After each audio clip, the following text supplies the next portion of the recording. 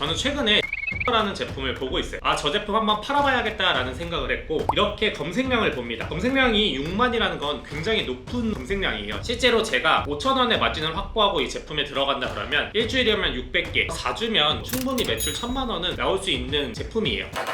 안녕하세요, 저 나퇴사입니다. 많은 분들이 여전히 저한테 어떻게 제품을 소싱하는지 이 부분에 대해서 질문을 주셔서 그동안 제가 어떻게 상품을 소싱하고 마케팅을 하는지에 대해 설명을 드렸다면, 어떻게 저 비용으로 고효율을 낼 수 있는지, 실제로 어떻게 중국에서 제품을 가져올 수 있는지 사입 방법에 대해 말씀드리도록 하겠습니다. 저는 물론 국내에서 제조하거나 소싱하는 제품도 있지만 대부분의 제품이 중국에서 사입을 합니다. 제가 아이템 스카우트나 판다랭크에서 검색량을 확인하고 소싱 부스터와 같은 여러가지 판매량을 볼 수 있는 프로그램을 보고선 이 제품이 얼마나 파는지, 즉 검색량과 판매량을 보고선 제품에 들어가지만, 실제로 제가 제품을 소싱할 때는 먼저 아이템 스카우트나 판다랭크를 키고 시작하지 않아요. 가령 내가 애완용품을 판다고 얘기를 해볼게요. 그렇다면 우리 강아지가 쓰는 제품들이 뭐지? 라고 생각을 하다 보면 계속해서 그게 눈에 들어올 거예요. 그게 강아지 약이 될 수도 있고 아니면 강아지 관련 장난감이 될 수도 있어요. 그렇다 보면은 계속해서 잘 파는 업체들이 어떠한 광고를 하고 또 어떠한 제품을 출시하는지, 이런 것들이 눈에 들어오다 보면 자연스럽게 나에게 굉장히 익숙해집니다. 이런 과정들이 결국에 제품을 소싱하는 거지,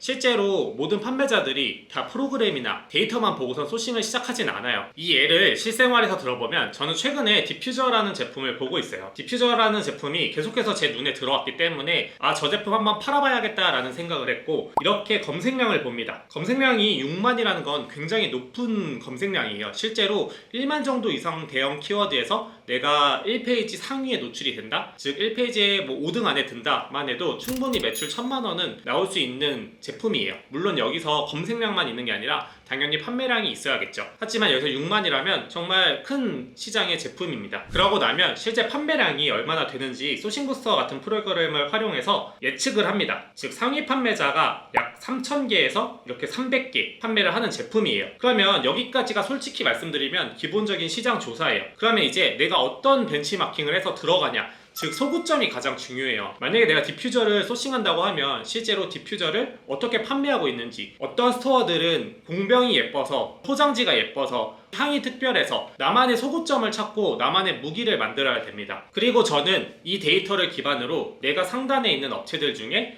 실제로 타겟으로 하는 스토어의 판매량을 가져갈 수 있다면 저는 무조건 들어갑니다. 쉽게 여기서 설명을 드리면, 저는 한 600개 정도 일주일 판매량을 가져가는 여기 스토어들이 저의 눈에 들어왔고, 실질적으로 제가 제품을 소싱해서 이 소구점을 가져간다면 충분히 이 수요를 가져올 수 있다고 판단을 했어요. 실제로 제가 5,000원의 마진을 확보하고 이 제품에 들어간다 그러면 일주일이면 600개, 그렇게 되면 300만원이에요. 여기서 4주면 거의 1,000만원이 넘어가죠. 물론 광고를 어떻게 쓰냐에 따라 이 부분이 굉장히 달라지겠지만, 제품을 소싱할 때 저는 한 상품에 더 집중을 하기 때문에 이런 식으로 큰 시장의 제품의 검색량과 판매량을 판단하고 어떻게 벤치마킹할 수 있는 스토어들을 내가 그 수요를 가져올 수 있을지, 이 부분을 판단을 하고 들어갑니다. 사실 여기서 소구점은 굉장히 다양해요. 물론 제품의 차별화가 될 수 있지만 마케팅의 소구점이 될 수도 있습니다. 제가 아래 부분에 어떻게 마케팅을 차별화하는지에 대한 예시도 설명을 드렸는데요. 아래에 보면 우리가 쉽게 볼 수 있는 축구 양말을 파는 스토어예요. 근데 이 스토어는 양말이 정말 좋아서 잘 팔까요? 아니면 양말을 그 누구보다도 먼저 선점해서 잘 팔까요? 아닙니다. 여기서 중요한 거는 마케팅의 관점이에요. 결국에 어떻게 사람들을 데려올 수 있는지, 이 마케팅이 또 연결이 돼야 해요. 그러면 이 제품 스토어에 들어가서 어떠한 마케팅 활동을 하고 있는지를 보게 된다면, 이런 식으로 축구 기사, 축구 관련 뉴스를 인스타에 꾸준히 업데이트하고 우리 양말로 유입할 수 있도록 이렇게 사람들에게 내 제품을 보여주는 효과적인 마케팅을 하고 있어요. 실질적으로 이 스토어 같은 경우는 인스타뿐만 아니라 유튜브 등 다양한 마케팅 채널을 진행하고 있습니다. 그렇기 때문에 우리가 상품 소싱을 할 때는 상품 소싱에서 끝나는 게 아니라 사실은 상품 소싱에서 어떻게 제품을 보여주고 소구점을 표현하는지, 즉 이 부분이 상세 페이지로 연결이 되고, 이러한 특화된 나의 소구점, 나의 제품의 장점은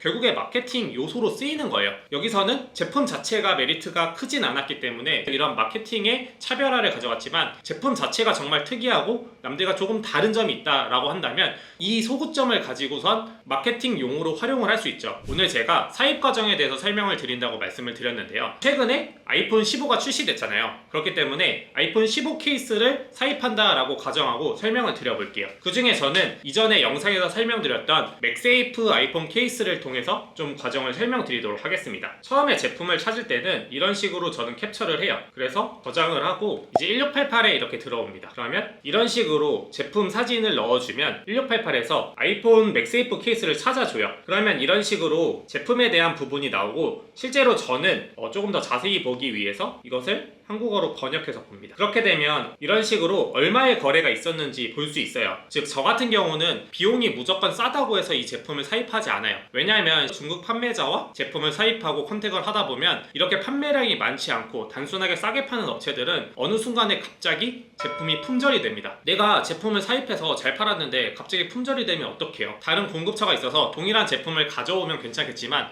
그렇지 않은 경우에는 정말 하늘이 무너질 것처럼 깜깜합니다. 그렇기 때문에 가급적이면 비용이 조금 더 높더라도 이런 식으로 판매량이 있는 스토어를 들어가는 것을 권장드립니다. 즉 800위안 이런 식으로 적은 것보다 저는 1000위안, 8000위안, 이렇게 10,000위안 이런 식의 제품들을 들어가 보고, 실제로 이 제품이 너무 비싸지만 않다면 조금 더 비싸더라도 이러한 제품의 공급자를 선택을 합니다. 여기서 한 가지 또 주의사항은, 실제 이 스토어에 제품을 어떤 걸 파는지 봐요. 판매자의 전체 상품들을 보니까 아이폰 케이스를 전문적으로 파는 업체예요. 그렇다는 건 여기는 실질적으로 해당 제품만 판매하기 때문에 앞으로도 계속해서 이런 제품을 생산할 확률이 높겠죠. 그래서 이런 식으로 전체 공장도 체크를 하고 갑니다. 다시 돌아와서 그럼 아이폰 15 맥세이프 케이스를 제가 구매한다라고 가정을 할게요. 그러면 여기 보시면 4위안, 약 3.98위안이에요. 이제 쉽게 많이 들어보신 것처럼 보통 제품을 소싱할 때 중국 위안화에 곱하기 300을 합니다. 왜 그러냐면 이런 식으로 중국 환율이 약 180위안이에요. 그렇기 때문에 실제로 제품을 사입할 때는 180위안보다 조금 더 들겠죠? 근데 여기서는 단순하게 제품 가격이고 1688 같은 경우에는 결제를 직접 할 수가 없어요. 많이들 아시는 것처럼 중국 사이트에는 1688, 타오바오, 알리익스프레스 등이 있는데, 타오바오 같은 경우는 중국 판매자가 중국 구매자한테 판매를 하는 사이트이기 때문에 가격적인 메리트가 거의 없습니다. 그렇기 때문에 대부분은 알리그룹에서 운영하는 1688은 중국 공장에서 세계로 제품을 수출하기 위해서 만든 사이트예요. 그렇기 때문에 우리는 무조건 1688에서 구입을 하는 게 거의 99%는 가장 싸다고 볼 수 있습니다. 그래서 이렇게 1688에서 구매를 해야 되는데 직접 결제를 할 수가 없잖아요. 그렇기 때문에 결제 대행, 즉 배송 대행, 이러한 업체를 이용할 수밖에 없어요. 저 같은 경우는 배대지를 꽤 다양하게 이용했는데요. 실제로 배대지 간의 가격 차이가 어마어마하게 크진 않습니다. 물론 어떤 특정 배대지가 가격을 좀 좋지 않게 관리를 한다면 가격 차이가 있을 수 있을지 모르겠지만, 저 같은 경우는 어떤 배대지를 이용하냐에 따라서 이 금액 차이가 크진 않았어요. 하지만 여기서 가장 중요한 건 그 배대지가 얼마나 나와 소통하는지가 중요합니다. 사실 우리가 배대지를 이용하는 이유가 중국 판매자와 컨택하기도 어렵고 제품을 가져올 때 더 빨리 가져오고 이런 것들이 중요한 거잖아요. 그렇기 때문에 제품에 이슈가 생기면 물어봤을 때 빨리빨리 알려줘야 되는 거고, 이러한 것들이 결국에 소통을 잘해주는 배대지이기 때문에 저 같은 경우는 배대지 기준이 이렇게 소통을 빨리 해주는 업체예요. 그래서 제가 이용하고 있는 업체 중에 하나가 알리피드라는 업체인데, 여기서 어떻게 제품을 사입하는지를 알려드릴게요. 아까 말씀드린 것처럼 우리는 결제 대행, 즉 결제만 대신해주고, 배송 대행, 배송만 대신해주고, 이런 게 아니라 구입, 결제부터 배송까지 다 해줘야 되기 때문에 수입행 구매 대행으로 보통 신청을 해요. 그러면 이런 식으로 수입행 구매 대행이 나와요. 보통은 여기서 개인 통관이냐 사업자 통관, 이 부분에 대해서 질문을 많이 주시는데요. 개인 통관 같은 경우는 우리가 쉽게 생각하는 구매 대행으로 물건을 사는 것들 있잖아요. 그런 개념이라고 생각해 주시면 돼요. 그렇기 때문에 우리가 제품을 사입할 때와 같이 동일한 관부가세 비용이 들지 않기 때문에 상대적으로 저렴하게 제품을 가져올 수 있어요. 그럼 우리가 이런 걸 언제 이용해야 할까요? 우리는 보통 샘플을 살 때 아무래도 한두 개를 사는데 너무 비싸게 통관 비용까지 내면서 살 수가 없잖아요. 여기서 통관 비용을 한번 보자면, 제가 제품을 수입할 때 물류를 가져오는 청구서인데요. 이런 식으로 해안 운송비가 당연히 들어가겠죠. 그리고 원산지 작업 비용, 그리고 박스 사용 등의 일반적인 변동비가 들어갑니다. 하지만 여기서 관세 통관을 위한 수수료, BL 발급, 원산지 증명서는 내가 제품을 사입한다 그러면 무조건 들어가는 비용이에요. 그렇기 때문에 약 10만 원 정도의 비용이 한 제품을 사입하더라도 이 비용이 들어가는 겁니다. 그렇기 때문에 우리가 물량이 많을 때는 당연히 이런 식으로 사입을 해야겠지만, 물량이 적을 때는 샘플링을 하기 위해서 이런 식으로 개인 통관으로 가져가 주시는 게 좋습니다. 하지만 개인 통관 같은 경우는 사업자 통관보다는 시간이 조금 소요될 수 있어요. 보통 1주에서 2주 정도 더 늦어질 수는 있습니다. 그렇기 때문에 내가 너무 급한 상황이고 제품을 빨리 가져와야 된다면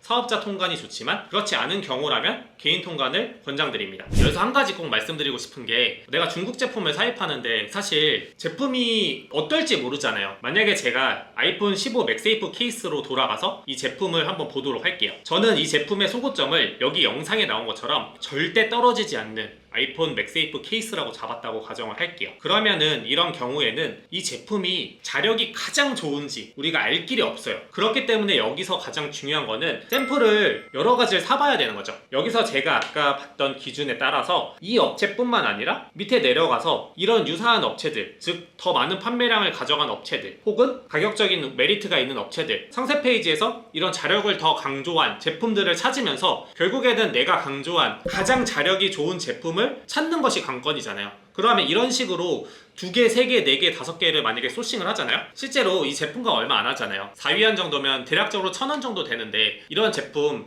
10개 정도 소싱해서 이 10개 중에 단단한 제품을 고른다면 상세 페이지에 이런 걸 표기할 수 있겠죠. 10개를 나열하고 그 중에 우리 제품이 가장 안 떨어지는 걸 입증해 주는 거예요. 그러면 여기서 아까 말씀드렸던 마케팅 차별화 있잖아요. 여러 개를 실험해 봤는데 우리 제품은 이렇게 안 떨어진다. 그럼 우리 제품은 가장 자력이 좋은 케이스가 되는 거잖아요. 이런 식으로 중국에서 제품을 가져올 때는 당연히 샘플링이 필요합니다. 이렇게 제품을 찾았다면 1688에서 사진을 다운로드 하셔서 여기에 이미지 등록을 해주시고요. 이런 식으로 내가 휴대폰 케이스를 판매한다 그러면 통관도 스마트폰 액세서리로 들어가면 되겠죠. 마찬가지로 단가라든지 수량, 색상, 사이즈 여기에 있는 정보를 그대로 복사해서 붙여넣기 해주면 돼요. 만약에 내가 이 박스 포장까지 하겠다라고 한다고 하면은 이런 식으로 박스 포장을 복사를 하고 이런 식으로 넣어주면 되죠. 그리고 15라면 이런 식으로 넣어줍니다. 그리고 금액도 이렇게 넣어줘요. 여기서 복사를 해주고 또 이렇게 넣어줍니다. 이미지도 등록한 걸 넣어줘요. 그리고 수량을 샘플이면 1개 아니면 뭐 100개 이렇게 해서 물론 15만 사면 안 되겠죠. 다양한 기종들을 사야겠지만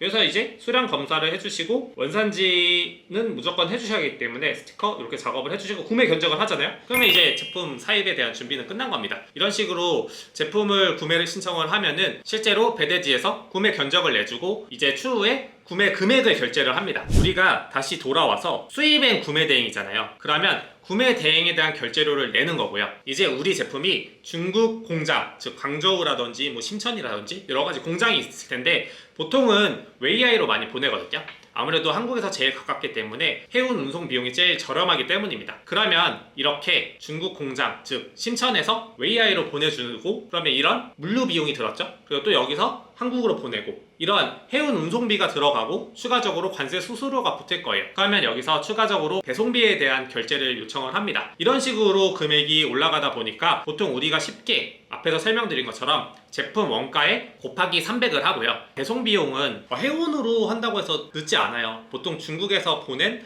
다음 날에 해운으로 바로 들어옵니다. 제가 오늘 촬영 일자인 9월 20일 날 중국에서 출고 요청을 했다 그러면 9월 21일에 한국에 도착해요. 그리고 9월 22일에 보통 통관을 진행해서 빠르면 9월 22일에 제품이 출발해서 저희 창고나 저희 집에 도착을 합니다. 즉 중국에서 보통 한국까지 도착하는데 얼마나 걸리는지 많이 물어보시는데요. 여기서 중요한 건 중국에서 한국에 올 때는 사실 얼마 안 걸려요.